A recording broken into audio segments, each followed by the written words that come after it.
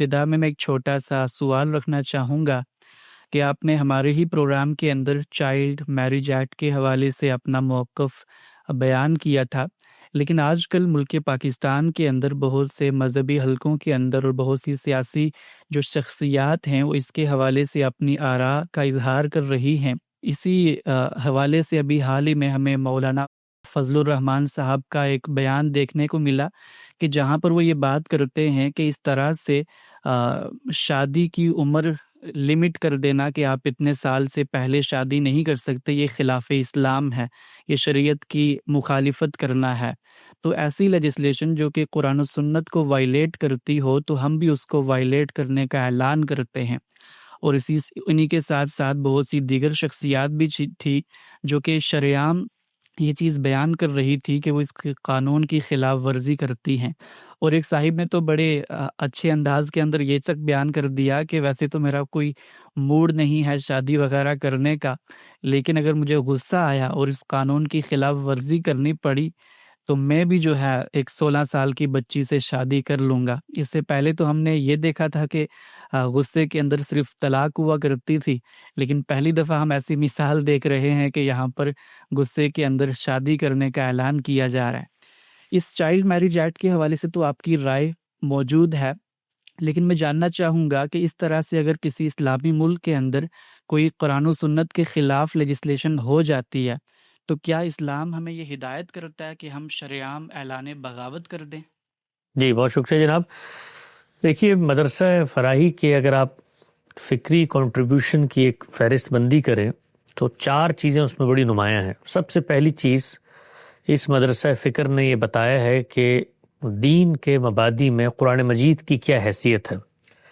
وہ اس کو اصل کی جگہ پہ رکھتا ہے، وہ میزان ہے، وہ کسوٹی ہے جس کی روشنی میں آپ نے تمام آراء کا جائزہ لینا ہے، اختلافات کا فیصلہ اس کی بارگاہ میں جا کے ہوگا۔ قرآن مجید کی ایک امتیازی حیثیت ہے جو اس مدرسہ فکر میں سامنے آتی ہے۔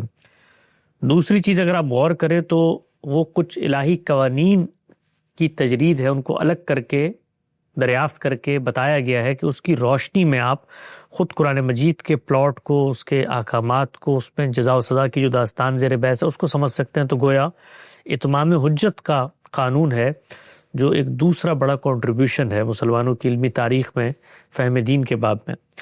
ایک تیسری چیز یہ ہے کہ حدیث و سنت کا فرق یہ بتایا گیا ہے کہ سنت مستقل بذات دین کا ماخذ ہے، وہ انبیاء کی روایت میں چلی آ رہی تھی، قرآن بھی اس کی تصویب کرتا ہے، تائید کرتا ہے، اور پیغمبر اس کا اجرا کر دیتا ہے، وہ کوئی نئی چیزیں نہیں ہیں۔ اور حدیث جو ہے وہ زمانہ رسالت کی تاریخ ہے، آپ کے علم و عمل کا اسوہ، آپ کی تفہیم و تبیین، آپ نے دین پر جو اطلاقات کیے ہیں، مماثل صورتحال میں جو اجتہادات کیے ہیں، اس کا ذخیرہ ہے، بڑا قیمتی ذخیرہ ہے، اس کو گلے سے لگائیں گے، لیکن اس کو قرآن کی روشنی میں دیکھا جائے گا اور تاریخی اصولوں میں پرکھا جائے گا۔ ایک چوتھی بڑی کنٹریبیوشن جو مدرسہ فراہی کی ہے وہ فقہ اور شریعت کو الگ الگ کر کے دکھانا ہے۔ یہ بتانے کی کوشش کی ہے اس مدرسے کے اکابرین نے، علماء نے، چاہے وہ مولانا حمید الدین فراہی ہوں، چاہے شبلی نعمانی ہوں، چاہے سید سلیمان ندوی ہوں، چاہے ابوالکلام آزاد ہوں، چاہے استاد امین حسن اصلاحی ہوں، چاہے غامدی صاحب ہوں، چاہے مولانا مودودی ہوں۔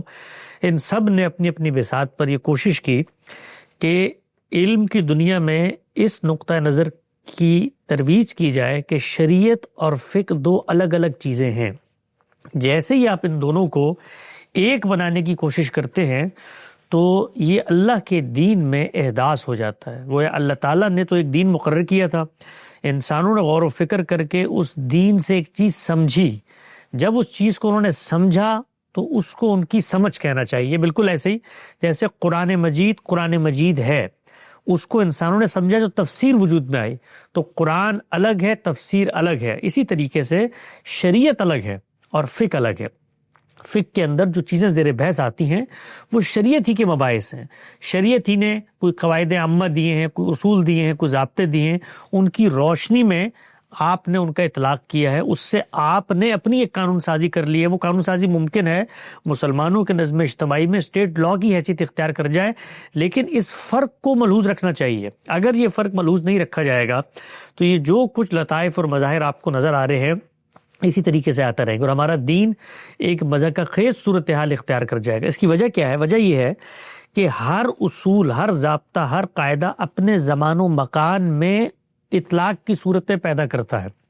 یعنی اگر آپ ایک ٹرائبل کلچر کے اندر ہیں اور دین نے اصولی ہدایت دی ہے کہ ٹرانزیکشن کے معاملات میں ضرر اور غرر دھوکہ دہی نہیں ہونا چاہیے، باطل طریقے سے کسی کا مال نہ کھاؤ، وَلَا تَأْكُلُوا أَمْوَالَكُمْ بَيْنَكُمْ بِالْبَاطِلِ. تو اب آپ کیا کریں گے؟ اب آپ کے عہد کے اندر جو ٹریڈ نارمز ہیں، جو ٹرانزیکشن کے موڈز ہیں، ان کو سامنے رکھ کے اس اصول کا اطلاق کریں گے. تو پھر آپ وہاں لکھیں گے کہ بھئی یہ بارٹر ٹریڈ کا دور ہے، اس کے اندر جب آپ اتنے کینو دیں اور اتنے آلو لیں تو اس کے اندر یہ چیزیں پیش نظر رہنی چاہیے، موسم کی خرابی سے یہ خرابیاں پیدا ہو جاتی ہیں، لہٰذا اس طرح کی ٹرانزیکشن یہ کسی کو دھوکہ دینے کے مترادف ہو سکتی. اس کو آپ نے لکھ دیا کتابوں میں. اب جب کتابوں میں لکھ دیا تو 1200 سال بعد کوئی شخص اس کی کتاب اٹھاتا ہے اور اس کو پڑھتا ہے تو اس پر یہ بات واضح ہونی چاہیے ہے کہ بھائی یہ ان اصولوں کا اپنے عہد میں اطلاق کیا ہے انہوں نے. یہ دین اور شریعت کا حکم نہیں تھا کہ ٹماٹر اور آلو کے تبادلے کے اندر یہ چیزیں پیش نظر رکھنی ہیں، یا اگر آپ اس زمانے میں کوئی بے معجل کر رہے ہیں، ایسی چیز کی بے کر رہے ہیں جو ابھی وجود پذیر نہیں ہوا، تو اس کے اندر یہ حدود و شرائط ہونی چاہیے چونکہ وہاں پر یہ خرابیاں پیدا ہو جاتی تھیں. تو اس دور کے ٹرانزیکشن کے موڈز کو آپ اٹھائیں اور اٹھا کے اس کو نام دیں کہ یہ شریعہ پرنسپلز ہیں، یہ شریعت نے کچھ ضابطے طے کر دیے ہیں، لہٰذا ٹماٹر اور آلو کا مبادلہ اس طریقے سے ہونا چاہیے، لہٰذا بے معجل میں 3 دن کی مہلت ہے، لہٰذا خیار رویت اتنا ہونا چاہیے. تو یہ سب چیزیں مذاق خیزی کی طرف آپ کو لے کے جائیں گے. یعنی وہ ایک چیز جو اس دور میں بالکل ٹھیک تھی، اس دور کے لحاظ سے اگر آپ غور و فکر کریں تو وہی کچھ ان کو کرنا تھا. انہوں نے آج سے 1200 سال پہلے بیٹھ کر میٹروپولیٹن سوسائٹی کے اندر انسانوں کو جو مسائل درپیش ہونے ان کا حل نہیں نکالنا تھا. انہوں نے تو اپنے قبائلی عہد میں جو حل نکالنا تھا وہ حل نکالنا تھا. لیکن ان چیزوں کو آپ اٹھائیں اور اٹھا کے شریعہ اسٹینڈرڈز اور پرنسپل کا نام دے دیں. یہی کام آپ یہ دیکھیے ہمارے یہاں جو سب سے زیادہ مذاق خیزی اس میں آئی ہے وہ ٹریڈ کے معاملات میں آئی ہے. یعنی آپ نے اس دور کے اندر یہ اصول تھے، باطل طریقے سے مال نہیں کھانا، ضرر غرر نہ ہو، دھوکہ دہی نہ ہو، کسی سے جھوٹ نہ بولا جائے، کسی کا مال نہ ڈوب جائے. ان کو سامنے رکھ کے جو اس دور کے تقاضوں کے مطابق آپ نے ٹریڈنگ کے کچھ پرنسپلز، کچھ ریگولیشنز طے کیے، ان کو آج آپ اٹھاتے ہیں اور اٹھا کے کہتے ہیں کہ اسلام میں تو جائز ہی نہیں ہے کہ نفع نقصان میں شریک نہ ہو، اسلام میں تو جائز ہی نہیں ہے کہ ایسٹیمیٹڈ تخمینی منافع لے سکتے ہیں، اسلام میں تو جائز ہی نہیں ہے کہ بے معجل کی جائے، اسلام میں تو جائز ہی نہیں ہے کہ ایک معاملے میں 2 بیع ہو جائے. تو یہ سب سے بڑی غلطی ہے. فقہ اور شریعت کے فرق کو اگر آپ نہیں سمجھیں گے تو ہر وہ چیز، یعنی یہ بالکل ایسے ہی ہے کہ آج مثال کے طور پہ میں آپ کو ایک مثال دیتا ہوں. غامدی صاحب نے شریعت کے پرنسپلز کو سامنے رکھ کے موجودہ عہد میں جو مسائل پیش آتے ہیں ان پہ اپنی اطلاقی آراء دی ہیں. ان کی کتاب مقامات میں درج ہے.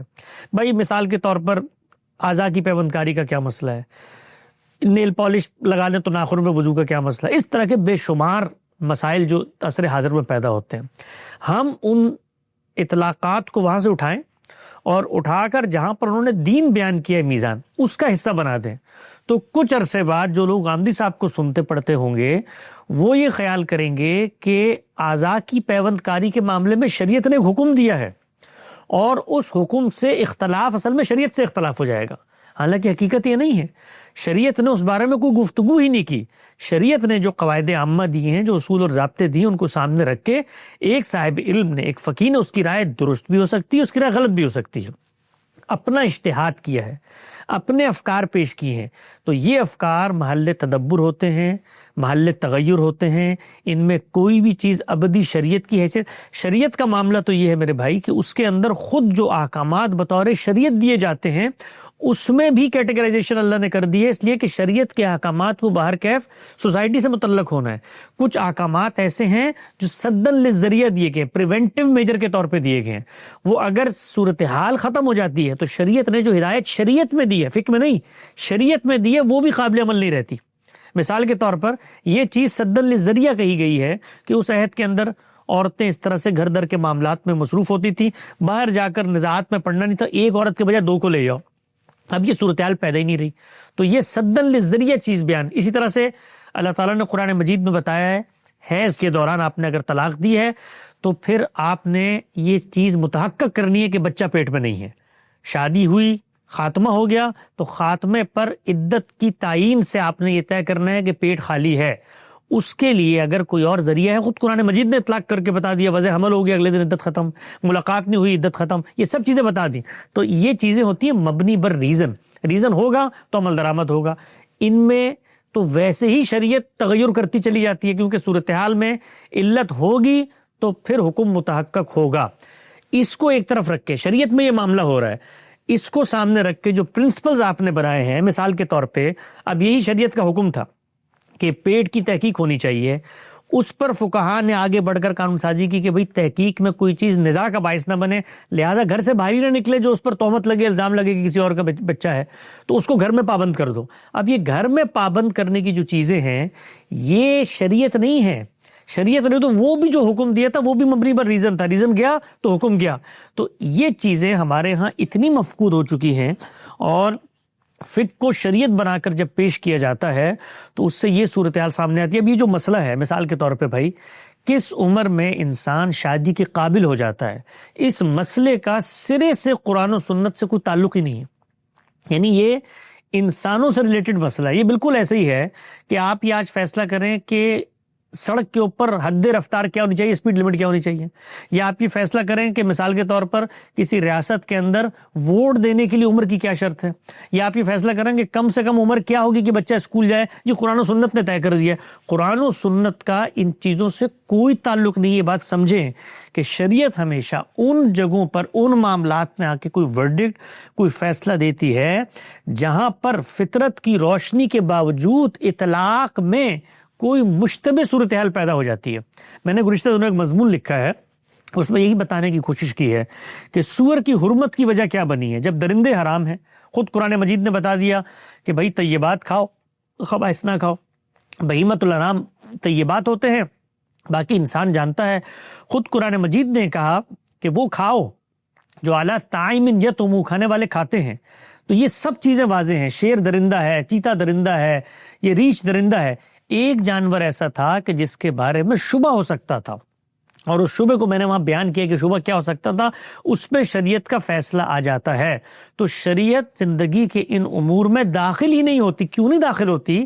اس لیے کہ شریعت کا ایک منہاج ہے. شریعت ہمیں عقل سکھانے نہیں آئی، وہ عقل اللہ تعالیٰ نے ہمیں دی ہے. شریعت ہمارا تزکیہ کرنے آئی ہے، اور تزکیے کے اندر جو شریعت کے پرنسپلز ہیں، اصول ہیں، ان میں کہیں اختلاف اس نوعیت کا ہو جائے کہ انسان فیصلہ نہیں کر سکتا تو ورڈکٹ بھی دے دیتی ہے. تو یہ سارے معاملات کہ آپ انسان کے احوال کا مطالعہ کر کے اس کے لیے کوئی چیز متعین کریں، یہ شریعت کے دائرے سے باہر ہے. شریعت اس معاملے میں گفتگو ہی نہیں کرتی. یہ بالکل ایسے ہی ہے کہ ہم کہیں قرآن و سنت میں لکھا ہوا ہے کہ بچہ پیدا ہونے کے کتنے عرصے بعد جو ہے وہ ٹھوس غذا کھانے کے قابل ہو جائے گا. اس کا قرآن و سنت سے کیا تعلق ہے؟ بھئی بچہ میرا ہے، میں دیکھتا ہوں یہ اس وقت تک مایا غذا کھاتا ہے، میں نے اس کے احوال کا جائزہ لیا اور میں نے اس کو ٹھوس غذا کھلانا شروع کر دیا. بالکل یہی معاملہ شادی اور بیاہ کا ہے. شادی اور بیاہ دو انسانوں کے مابین ہونی ہے. اب انسان کب اس قابل ہوتا ہے کہ وہ شادی کر سکے، نکاح کر سکے؟ نکاح میں کیا ہوتی ہے؟ دو چیزیں ہوتی ہیں. ایک رفاقت کا تعلق، اور وہی رفاقت کا تعلق آگے بڑھ کر جو جنس کی جبلت میرے اندر رکھی گئی ہے اس کے لیے ایک چینلائزیشن کا کام کرتا ہے. گویا جو بھی لڑکا یا لڑکی شادی کرے گا، دونوں کو عقلی طور پر میچور ہونا چاہیے. اس کو ہماری فقہ میں کہا جاتا ہے سن رشد، یعنی ان کی عقل اس قابل ہو کہ وہ کچھ فرق تمیز کر سکتے ہوں، کچھ حال احوال جانتے ہوں، ان کے اندر کو تدبر کو بصیرت ہو، ہمارے جس کو میچورٹی کی عمر کہا جاتا ہے. ایک چیز یہ. دوسری چیز یہ کہ جسم اس قابل ہو کہ وہ معاملات کر سکے جو ایک جنسی تعلق کے اندر کیے جا سکتے ہیں. ہم یہ جانتے ہیں کہ اس کے لیے پیوبرٹی ایک ناگزیر شرط ہے. پیوبرٹی کے بعد بھی صورتحال کو واضح ہونے میں کچھ وقت لگتا ہے. تو اس چیز کی بھی تحقیق کی جائے کہ کیا انسان اس قابل ہو گیا ہے کہ یہ دونوں معاملات وہ کر سکتا ہے. تو قبائلی عہد کے اندر یہ معاملات ذرا جلد ہو جایا کرتے تھے. وہاں کی فضا، وہاں کی روزمرہ، وہاں کا ماحول، یہ سب چیزیں الف و عادت اس پر اثر انداز ہوتی ہیں. ساحلی علاقوں میں یہی معاملہ ہوتا ہے، رطوبت زیادہ ہوتی ہے، بہت سارے معاملات اثر انداز ہوتے ہیں آپ کی پیوبرٹی کے اوپر. تو اس کو سامنے رکھ کر ہمارے فقہا نے اپنے ڈیموگرافکس میں اپنے احوال کی رعایت سے کچھ سال مقرر کر دیے کہ بھئی ہمارے لحاظ سے قانون اس طریقے سے چیزوں کو دیکھے گا، کیونکہ قانون کو ایک یونیفائڈ فارم میں آنا ہوتا ہے. آپ کے پاس جب کوئی شخص آتا ہے اپنا نزاع لے کر، تو ایک جگہ پر ایک قاضی ہے، دوسری جگہ پہ دوسرا قاضی ہے، وہ ہر کوئی مختلف فیصلے دے رہا ہو تو سوسائٹی نہیں چل سکتی، اس کے نتیجے میں انارکی پیدا ہوتی ہے، ہر آدمی اپنی سہولت پسندی سے باہر چلا جائے گا تو لوگوں کی ایک تلفی ہوگی۔ تو ایک یونیفائڈ عمر مقرر کر دی، اور وہ بھی ایسا نہیں کہ اتفاق رائے سے، بعض اشارات ملتے ہیں، بعض فقہا جو مغرب پہ تھے وہ الگ اس پہ طے کرتے ہیں، بعض اس میں سرے سے بات ہی نہیں کرتے، وہ کہتے ہیں بھائی یہ تو ہم دیکھیں گے کہ رشد کسے کہتے ہیں، اس کی تحقیق کی جائے گی، پھر اس کے بعد طے کر لیا جائے گا۔ گویا وہ بھی یہ بتا رہے ہیں کہ قرآن و سنت نے اس معاملے میں کوئی ورڈکٹ نہیں دیا، رسالت مآب صلی اللہ علیہ وسلم نے کوئی اطلاق نہیں کیا کہ وہ بتا کر جائیں کہ بھئی یہ عمر ہونی چاہیے شادی کی۔ اس میں ہم اپنے فہم سے کچھ فیصلے کر رہے ہیں، ان فیصلوں کی حیثیت صرف یہ ہے کہ ان کو عقلی میرٹس پہ پرکھا جائے گا، اور ان کو یہ دیکھ کر اگر انہوں نے فیصلے کیے ہیں وہ فیصلے عقل ریزننگ پہ مبنی ہیں تو ہر آدمی اس کو قبول کرے گا، اس لیے نہیں کہ وہ شریعت کے فیصلے ہیں، اس لیے کہ وہ علم و عقل کے فیصلے ہیں، وہ چاہے فقہا کرے چاہے راہ چلتا کوئی آدمی کرے، اس میں ریزننگ دیکھی جائے گی۔ تو سب سے بڑی غلطی ہمارے یہاں یہ ہوئی ہے کہ علماء اکرام جو ہیں وہ اس فقہ کو شریعت بنا کر پیش کرتے ہیں، اور جب ان سے بنا استدلال پوچھی جاتی ہے کہ بھئی شریعت کوئی چیز بنے گی تو اس کے پیچھے تو قرآن و سنت کو ہونا چاہیے، تو پھر ایک تیسری بنا استدلال پیدا کی جاتی ہے۔ اس کو کہتے ہیں کہ ایک دفعہ اگر آپ کی بنیاد ٹیڑھی ہو گئی تو پھر آسمان تک ٹیڑھی رہے گی، تا سریا می روج دیوار کچ فارسی میں کہتے ہیں کہ بنیاد ایک دفعہ ہل جائے تو پھر آسمان تک ہر چیز ٹیڑھی ہو جاتی ہے۔ تو جب یہ غلط چیز ایکسیپٹ کر لی گئی تو پھر اب آپ کو ایک پورا سورس تشکیل دینا ہے، ایک پورا ماخذ بنانا ہے جہاں سے اس کی تصویب لے کر آئے۔ تو پھر کیا ہمارے یہاں ہوتا ہے جی اس پر تو اجماع ہے۔ اب وہ اجماع کیا چیز ہے؟ وہ جو قرآن مجید کی ایک آیت ہے اس میں لکھا ہے کہ مومنین کا طریقہ آپ فالو نہ کریں تو اس سے اجماع کی خلاف ورزی ہو جاتی ہے، اس آیت کا سرے سے اجماع سے کوئی تعلق ہی نہیں۔ منافقین زیر بحث ہے، وہاں نکال کے پڑھ لیں، پھر ان سے پوچھا جاتا ہے بھائی یہ کہاں سے سامنے آیا اجماع؟ تو فرمایا امام شافعی نے اس کو دریافت کیا تھا۔ وہ امام شافعی کی پوری کتابیں کھنگال لیں، رسالہ سے لے کے باقی کسی جگہ ذکر ہی نہیں ہے۔ تو ایک چیز کے اوپر دوسری چیز، دوسری کے اوپر تیسری چیز، اس سے ایک عمارت تعمیر ہوتی ہے۔ اور پھر اس کے بعد علماء اکرام کا اس وقت جو مسئلہ ہے وہ مسئلہ ہے پاور پالیٹکس کے اندر اپنا حصہ وصول کرنا۔ تو جہاں پر ان کو لگتا ہے کہ وہ اگنور ہو رہے ہیں، اس طرح کے معاملات میں ان کی مشاورت کے بغیر چیزیں کی جا رہی ہیں، تو پھر وہ فقہ کو شریعت کا نام دیتے ہیں، ریاست کو شریعت کا مخالف قرار دیتے ہیں، اور پھر لوگوں کو متنفر کرتے ہیں کہ یہ ریاست جو ہے قرآن و سنت کے خلاف کھڑی ہوئی ہے۔ اب تم نے کیا کرنا ہے؟ تم نے ان پر دباؤ ڈالنا ہے تاکہ یہ ہمارے پاس آئیں اور ہم ان سے اپنی تشریحات کو قرآن و سنت قرار دے کر منوا لیں اور اس سے ہماری حیثیت بحال ہو۔ تو یہ کشمکش ہے، سیاسی جنگ ہے جس کے اندر ہم دین کے ساتھ ایک نتیجے کا کھلواڑ کرتے ہیں۔ آپ یہ دیکھیے نا، یہ جو بیانات آپ نے بیان کیے سامنے آ رہے ہیں، یہ کوئی معقول آدمی تصور کر سکتا ہے کہ میں مثال کے طور پہ غصے میں، ہنسی میں، مذاق میں 12 سال 14 سال 16 سال کی عمر سے شادی کر لوں گا؟ بھائی یہ کام اگر ہماری بیٹیوں کے ساتھ کوئی کرے، اٹھ کے کہے جی میں نے آ کر مثال کے طور پہ ہو گئی ہے اب میں اس سے شادی کر رہا ہوں، یہ تو میں نے طے کرنا ہے کہ کس وقت وہ اس قابل ہوئی ہے، اور ریاست نے بھی طے کرنا ہے۔ خود زیادہ تر ہمارے یہاں جو مذہبی رجحانات ہیں وہ پریمیٹو قبائلی تمدن سے پیدا ہوئے ہیں، جو خود ہماری ریاست میں بھی موجود ہے۔ کے پی کے کچھ حصوں میں قبائل میں بعض اوقات موجود ہے، بلتستان، گلگت وغیرہ، چترال وہاں پر موجود ہے۔ یہ جو مذہبی قیادت وہاں سے آتی ہے تو ان کے اپنے نارمز میں 12-14 سال میں نارمل شادی ہو رہی ہوتی ہے۔ تو ریاست کو بھی یہ دیکھنا چاہیے ہے کہ اگر آپ ایک قانون بنا رہے ہیں تو تدریج کے ساتھ ان کو اس جگہ پر لے کر آئیں۔ یہ میں نہیں کہتا کہ وہ لازماً جو قبائلی روایات ہیں انہیں کا آپ خیال رکھیں، نہیں، ان کو بھی کچھ تمدن کے قریب کرنا چاہیے۔ جو قبائلی رواج رسم بن جاتے ہیں، آپ خود دیکھیں انگریز جب بر صغیر میں آئے ہیں تو یہاں ہندوؤں کی اتنی بری بری رسمیں موجود تھیں اور سب کے لیے وہ یہی جواز دیتے تھے۔ تو آہستہ آہستہ وہ سب چیزیں ختم ہوئی ہیں، تو یہ بھی ختم ہوگی۔ یعنی ہمارے ہاں کم عمری میں شادی جو ہے یہ بچی کے ساتھ ظلم ہے، اور ریاست کا اس میں کردار ہے کہ جب کبھی کسی کی جان مال آبرو کے خلاف زیادتی ہو، کسی کی حق تلفی ہو، تو وہ بچاتی ہے اس کو آ کر۔ تو بچوں کا یہ احساس کہ بچے ابھی اس قابل نہیں ہوئے، یہ ریاست کا فریضہ ہے کہ اس معاملے میں آگے بڑھ کے وہ قانون سازی کرے اور ایوریج کو دیکھے، تناسب کو دیکھے، اور ہر چیز کے لیے ایک اوسط درجہ نکالے کہ بھئی یہ تو کم سے کم عمر ہونی چاہیے، اس کے بعد آپ چاہیں جو چاہیں کریں۔ تو ریاست کا بالکل حق ہے قانون سازی کرنا اس باب میں۔ علماء کو قرآن و سنت کا نام اس میں بالکل نہیں لینا چاہیے، جو دلیل دینی ہے علم اور عقل کی بنیاد پہ دیں۔ فقہ کو زیر بحث لے کر آئیں گے تو پھر یہ چیز بھی زیر بحث آئے گی کہ وہ جو آپ کی فقہ ہے تو پھر آپ اس کو پورا نافذ کریں نا بھائی۔ پھر آپ یہ نیشن اسٹیٹ کے اندر رہتے ہیں، جمہوریت پہ یقین رکھتے ہیں، ووٹنگ، فقہ میں تو کہیں بھی نہیں لکھا کہ ووٹ لے کے قومی اسمبلی میں آپ بیٹھیں گے۔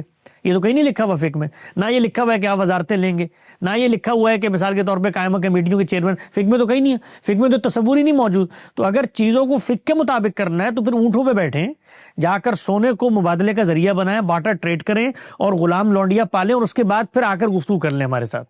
لیکن اگر جدید ریاست میں رہنا ہے تو اس کے اندر ہونے والی ڈیولپمنٹس کو سمجھیں، قانون کی بنیاد کو سمجھیں، ریاست کیسے آگے بڑھتی ہے اس کو سمجھیں۔ اس میں اگر یہ مذہقہ خیزی آپ لے کر آئیں گے تو جو کچھ تھوڑی بہت عزت دین کی بچی ہے وہ بھی سرے بازار پامال ہو جائے گی۔